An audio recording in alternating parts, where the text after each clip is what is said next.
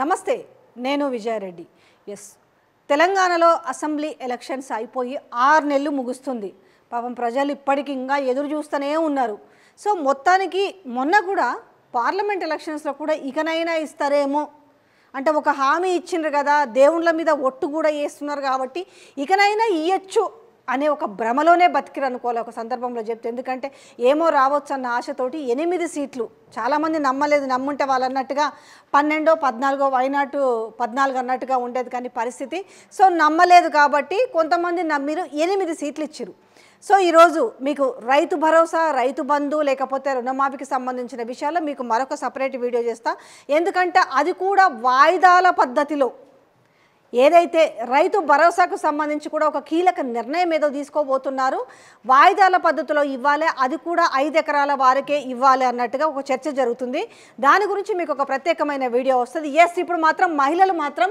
తెలంగాణలో ఎలక్షన్స్ ఒక టర్న్ తిరిగాయంటే ఒక మార్పు కోరుకున్నారంటే కారణము నిజంగా చెప్పాలంటే 6 గ్యారంటీ స్కీమ్సే 6 గ్యారంటీ స్కీమ్లలో ముఖ్యంగా బాగా వాళ్ళని అట్రాక్ట్ చేసిందంటే 13 అంశాలు ఉన్నాయి ఆ 13 అంశాలు చాలా తెలివిగా పెట్టిరు వీళ్ళు కూడా 6 గ్యారంటీ స్కీమ్లు అనేది చాలా తెలివిగా పెట్టి 6 పెట్టకుండా మెయిన్ ఏవైతే ఉన్నాయో 6 ఒకటి ఇది పెట్టచ్చు ఒకటి మహిళలకు సంబంధించింది ఒకటి పెట్టచ్చు కానీ ఎంత తెలివిగా జనాల్ని బోల్తా కొట్టడానికి ఎంత మంచి ప్రయత్నం చేస్తారంటే సపోజ్ 6 గ్యారంటీ స్కీమ్స్ దాంట్లో ఒకటి 2500 దాని తర్వాత ఇంకొకటి వచ్చేసి రైతు భరోసాకు సంబంధించి 7500 కదా దాని తర్వాత సో తులం 1,00,000 రూపాయలు 1,00,000 ప్లస్ తులం బంగారం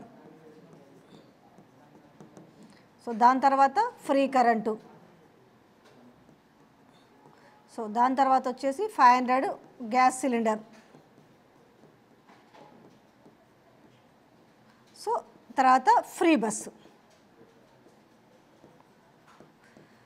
సో ఇది పెట్టొచ్చు సో వీళ్ళు ఏం చేసిరంటే ఇమీడియట్గా ఇది పెడితే ఏమవుతుంది ఇప్పుడు ఈ 6 గ్యారంటీ స్కీమ్లలో మీరు ఏమి ఇచ్చారు మెయిన్ ఏవేవైతే స్కీమ్స్ ఉన్నాయో వాటిని జస్ట్ ఈ 6టికి పరిమితం చేస్తే అవి అడుగుతారు కాబట్టి తెలివిగా ఏం చేసిరు వీళ్ళు 13 అంశాలను జోడించారు అందులో 13 అంశాలను జోడించి ఇప్పుడు ఇచ్చిన వాటిలో అందుకే ఏమి ఇచ్చిరు ఒకటి వచ్చేసి ఫ్రీ బస్సు అందరూ తెలిసిందనుకో నేను ఈ పాట పాడి నాకే ఏదో రకంగా అయిపోయింది ఫ్రీ బస్సు గ్యాస్ ఎంతమందికి వస్తుందో తెలీదు సో నేను లైవ్ పెట్టి ఉంటే కాల్స్ వచ్చేవి గ్యాస్ అలాగే 200 యూనిట్ల ఫ్రీ కరెంటు 4 వచ్చేసి ఆరోగ్యశ్రీ పెంపు ఈ మెయిన్లు ఏమున్నాయో చాలా వరకు మహిళలు పెద్ద ఎత్తున ఓట్లు వేయడానికి కారణం కూడా ఏంటంటే 2,500 రూపాయలు ఈ మహాలక్ష్మి స్కీమ్ కింద 18 సంవత్సరాలు పైబడిన ప్రతి మహిళకు వస్తాయి కదా అనేసి రెండోది ఇందులో ఇంకా చిన్నది కూడా ఈ ఫ్రీ బస్సు అండ్ ఈ ఫ్రీ కరెంటు కంటే కూడా దీంట్లో పెట్టాల్సి ఉండే ఏముండే పెన్షన్స్కు సంబంధించి పెట్టాల్సి ఉండే ఎందుకంటే తెలివిగా అడుగుతారు కాబట్టి ఈ 6 స్కీములలోనే 13 అంశాలు గ్యారంటీ పథకాలలో 13 అంశాలను పెట్టి ఈ తూతూ మంత్రం నేనైతే బరాబర్ చెప్తా కుక్కకు బిస్కెట్లు వేసినట్టుగా తూతూ మంత్రంగానే 4 గ్యారంటీ స్కీమ్లని అది కూడా అందరికీ కదా అందరికీ వచ్చేది ఏంటంటే ఫ్రీ బస్సు అంటే తాయిలాలు ఇచ్చినాం తన్నుకు సావండి టైప్లో ఫ్రీ బస్సును మాత్రం ప్రతి ఒక్కరికి ఎలాంటి సాచ్యురేషన్ లేకుండా ఈరోజు మహిళలు మా గౌరవాన్ని కోల్పోతున్నాం మహాప్రభో మాకేం అక్కర్లేదు ఫ్రీ బస్ అనే దుస్థితికి వచ్చారు అవి మన దాంట్లోనే ఉన్నాయి దానికి సంబంధించిన మహిళలు మాట్లాడిన మాటలు మిర్రర్ టీవీలో వెతుక్కుంటే కూడా మీకు కానీ ఇజ్జత్ పోతుంది వెనకాల ఉన్న వికలాంగులు కానీ వాళ్ళు కానీ ఎవరైతే పురుషులు ఉన్నారో మమ్మల్ని చాలా అసహ్యంగా తిడుతున్నారు ఎందుకంటే వాళ్ళ సీట్లలో కూడా మేమే కూర్చుంటున్నాం అనేసి వాళ్ళు కోపం తెచ్చుకొని ఎందుకంటే టికెట్లు కొనుక్కున్న మాకు ఈ పరిస్థితి ఏంది అనేసి మమ్మల్ని చాలా ఘోరంగా తిడుతున్నారు దూషిస్తున్నారు అనేసి చెప్పుకుంటున్నారు సో ఫ్రీ బస్సు కథ అట్లుంది ఇక 500 రూపాయల గ్యాస్ బండకు సంబంధించి ఊర్లలో ఎందుకంటే గ్యాస్ బుడ్డీలో గ్యాస్ బండలో అంటుంటారు కదా దానికి కూడా ఎట్లుందనంటే ఒక సహబంక్తి భోజనాలు ఇస్తరాకులేసి అందరినీ కూర్చోబెడతారు బట్ ఆడ 5 కూడా ఆధార్ పెట్టుకుంటూ పోతారు మిగతా వాళ్ళు ఏమనుకుంటారు ఓహో మర్చిపోయినారేమో మాకు కూడా పెడతారేమో ఆ పరిస్థితిలో ఉంది ఇప్పుడు 500 రూపాయల సిలిండర్ సంబంధించి కావచ్చు 200 యూనిట్ల ఫ్రీ కరెంటుకు సంబంధించిన విషయం కావచ్చు ఇంకొకటి వీళ్ళకి నిజంగానే ప్రజల మీద చిత్తశుద్ధి ఉంటే 500 రూపాయలకే సిలిండర్ ఇవ్వాలి అని అనుకుంటే ఇంటి దగ్గరికి ఎవరైతే గ్యాస్ బాయ్ వస్తారో వాళ్ళకి 500 రూపాయలు పే చేసే విధంగా ఉంటే నిజంగానే ఆ ఒక పథకానికి అందరు కూడా ఆకర్షితులు అయ్యే వాళ్ళు ఇప్పుడు. కానీ వాళ్ళ కోపం అంత ఏంది, బ్యాంకులు ఎప్పుడు పడుతుందో తెలియదు. అది కూడా ₹1, 41 రూపాయలు, 47 రూపాయలు పడిన ఉదంతాలు వాళ్ళు స్లిప్లతో సహా చూపించారు. అంటే ఎప్పుడు అందరికీ ఆన్లైన్ ఉంటుందని ఏం లేదు కదా ఊర్లల్లో, అందరి దగ్గర స్మార్ట్ ఫోన్లు ఉంటాయని లేదు, ఏదో ఒక ఫోన్ ఉంటుంది. వాళ్ళ మెసేజ్ వచ్చి వాళ్ళు చూసుకునే అంత ఇది ఉంటుందా, మాకు ఎప్పుడు డబ్బులు పడ్డాయి, మాకు ఎప్పుడు డబ్బులు పడ్డాయి అని. అంటే పడ్డాయా లేవా అనేసి వాళ్ళు ప్రతిసారి బ్యాంకు దగ్గరకు పోయి బ్యాంకులను డిస్టర్బ్ చేసి వాళ్ళు ఇస్తే మేమెందుకు చెప్పమని వాళ్ళు కసురుకొని ఇదంతా ఎందుకు? నిజంగా ఇవ్వాలి అనుకుంటే ఇంకొకటి, గురువుకున్న తెలివి నిజంగా శిష్యుడికి లేదా? గురువు ఎవరు? చంద్రబాబు నాయుడు. శిష్యుడు ఎవరు? రేవంత్ రెడ్డి. సరే ఆ మాట అంటే ఇప్పుడు కోపం వస్తుంది. ఒకప్పుడు చాలా గర్వంగా ఫీల్ అయ్యేవాడు గురువు శిష్యువు అంటే, ఎందుకంటే ఇప్పుడు ఇద్దరు సీఎంలు కాబట్టి నేను సహచరుణ్ణి సమకాలికుణ్ణి అంటున్నాడు. ఈరోజు ఆయన 4000 రూపాయల పెన్షన్కి సంబంధించి 5 సంతకాలలో 3వ సంతకం చేయబోతున్నాడే.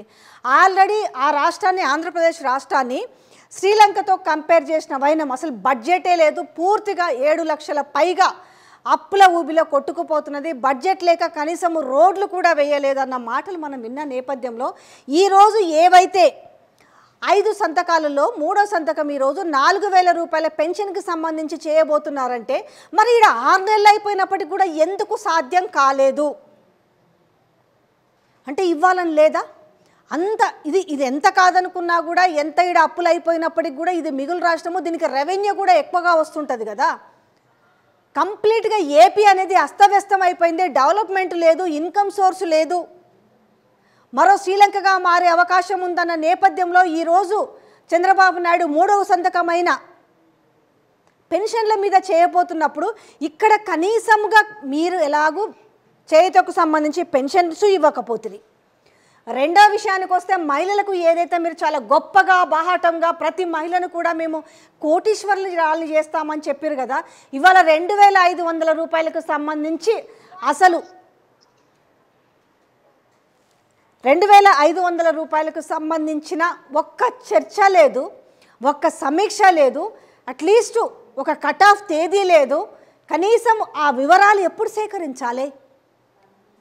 ఇప్పుడు కోటికి పైగా మహిళలు ఓటేసినారే, మీరు మాత్రం కండిషన్ సప్లై ఏదో ఎల్ఐసీలు చేసేటప్పుడు చివర్లో చిన్నగా ఉంటుంది కండిషన్ సప్లై నోట్ అనేసి, అది ఎలాగూ చదవరు కాబట్టి ఇలాగే చెప్పారు. నిజంగానే తెలంగాణ రాష్ట్రంలో 18 సంవత్సరాల పైబడిన ప్రతి మహిళకి 2500 రూపాయలు ఇచ్చే దమ్ముందా? అంత బడ్జెట్ ఉందా? ఇవాళ రైతు భరోసా చేసిరా, ఆ రైతు బంధు ఇచ్చినప్పుడే ఎంత కష్టపడ్డారో, ఎన్ని డేట్లు మార్చిరో తెలుసు, రైతులకి తెలుసు, తెలంగాణ ప్రజలకు తెలుసు. ఇలా మీరు రైతు భరోసాను కూడా వాయిదాల పద్ధతిలో, ఇన్స్టాల్మెంట్ పద్ధతిలో ఇవ్వాలని అనుకుంటున్నారు అని అంటే మరి ఇక్కడ ఈ మహిళలకు సంబంధించి 2500 రూపాయలు ఎప్పుడు ఇస్తారు? పెళ్ళిళ్ళ సీజన్ అయిపోయింది, మళ్ళీ పెళ్ళిళ్ళ సీజన్ కూడా రాబోతుంది. ఏ ఒక్క పెళ్లి మండపంలో తీసుకుపోయి వృద్ధులు వాళ్ళు మాట్లాడుతున్నారు వెటకారంగా, ఇచ్చిరు పెళ్ళి అవుతుంటేనే మండపంలోకి వచ్చి మాకు ₹1,00,000 తులం బంగారం ఇచ్చిరు, మాకు 4000 రూపాయల పింఛన్ ఇస్తారు, మాకు 2500 అంటే ఒక వెటకారం అయిపోయింది. ఒక బాధ ఏంటంటే పక్క రాష్ట్రంలో సాధ్యం అవుతుంది కదా, ఈరోజు ఆయన ఫైల్ మీద సంతకం పెట్టబోతున్న నేపథ్యంలో ఇది ఎందుకు చేయలేకపోయినారు? తెలంగాణలో ఒక్కటన్నా ఒక తొలి సంతకం పెట్టగలిగారు? దేని మీద పెట్టారు మీరు తొలి సంతకము? ఒక్క నామినేటెడ్ పోస్టు అగ్రికల్చర్ డిపార్ట్లో దివ్యాంగురాలికి ఇచ్చిన దాని మీద మాత్రం, అది మీ పార్టీకి సంబంధించిన వ్యవహారం ఒక రకంగా. మీరు ప్రభుత్వ పథకాలకు సంబంధించిన ఒక్క స్కీమ్ పైన తొలి సంతకం చేసిరా? పోనీ గొప్పగా చెప్పుకున్నారే 2 లక్షల రుణమాఫీ, యావత్ తెలంగాణలో ఉన్న రైతులందరూ కూడా చాలా ఆసక్తి. ఎందుకంటే నేను దీనికి సంబంధించి ఒక వీడియో కూడా చేసిన, ₹1,00,000 ఎంతమందికి వచ్చింది రుణమాఫీ అనేది. దాదాపుగా ఈరోజు మీరు 2 లక్షల రుణమాఫీ గురించి మాట్లాడుతుంటే ఇక్కడ కూడా ఒక కన్ఫ్యూజనే క్రియేట్ చేశారు. 40,000 కోట్ల అవసరం ఉంది ఈరోజు నిజంగా చిత్తశుద్ధితోటి రైతులకు మీరు రుణమాఫీ చేయారంటే. ఈ రుణమాఫీలలో కూడా 3 సెక్టార్స్ ఉన్నాయి. ఒకటి బంగారం పెట్టి రైతు రుణాలు తెచ్చుకుంటుంటారు, రెండోది క్రాప్ లోన్స్ తెచ్చుకుంటుంటారు, దాని తర్వాత ఎక్కువ పెట్టుబడి పెట్టాలనుకుంటే పాస్ పుస్తకాలను తాకట్టు పెరి పెట్టి మరి మార్టిగేజ్ లోన్స్ కూడా తెచ్చుకుంటుంటారు. 3 వ్యవసాయానికి సంబంధించినవి, కానీ 3 డిఫరెంట్ సెక్టార్స్ ఉంటాయి. ఈ మూడిట్లలో ఏది చేస్తారు? ఈ 3 చేస్తారా రుణమాఫీ? రెండోది, ఈరోజు నిజంగా మీరు అందరికీ చెయ్యాలంటే 40,000 కోట్లు అవసరం ఉంటే తను చెప్తున్న విధానము, ఇంటర్వ్యూలలో తను చెప్తున్న సమాధానము, సభల్లో తాను చెప్పింది 30 నుంచి 32 కోట్లు, 32,000 కోట్లు సరిపోతాయని. మరి పై దాదాపుగా 7-8,000 కోట్లు ఎవరికి, ఏ రైతుకు వర్తిస్తుంది? సో ఇది కూడా క్లారిటీ లేదు. సో ఆగస్టు 15 వరకు చేస్తామని చెప్పారు, దేవుళ్ళ మీద ఒట్టేసి చెప్పారు.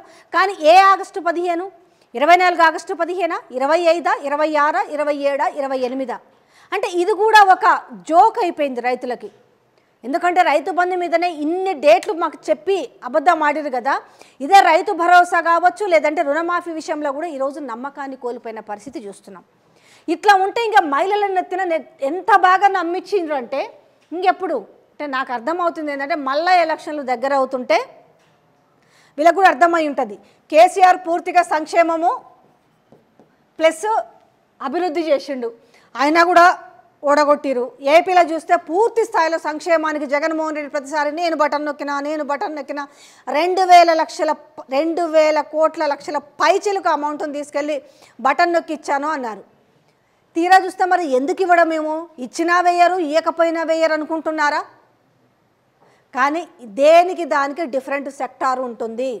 ఖచ్చితంగా ఇదే ఆలోచిస్తుంటారు. మెల్లగిద్దాంలే, ఇంకా చేసేది ఏముంది, ఈ 5 ఏళ్లలో వచ్చే ఎలక్షన్స్ లేవు, పాడు లేవు, లోకల్ బాడీలో చూద్దాం, ఎందుకంటే ప్రభుత్వం మాదే ఉండే కాబట్టి అదిరిస్తానో బెదిరిస్తానో డెఫినెట్గా ఓట్లు పడతాయి, లోకల్ బాడీలో మేమే ముందు వరుసలో ఉంటాము, ఇక తర్వాత చూసుకుందాము రాముడెవరో రాక్షసుడెవరో అన్నట్టుగా. సో నిజంగానే మహిళలను మోసం చేస్తే ఏ రాష్ట్రమైనా బాగుపడుతుందా అనే ప్రశ్నలు కూడా లేవనెత్తుతున్నారు. ఇంతకీ ఈ మహిళలకు సంబంధించిన 2,500 రూపాయలు ఎప్పుడు ఇస్తారు? కట్ ఆఫ్ తేదీ ఎప్పుడు? ఎలాంటి నిబంధనలు పెడతారు? ఎవరెవరికి వస్తాయనేది వాళ్ళకు ఒక క్లారిటీ ఇవ్వగలిగితే మంచిగా ఉంటుంది.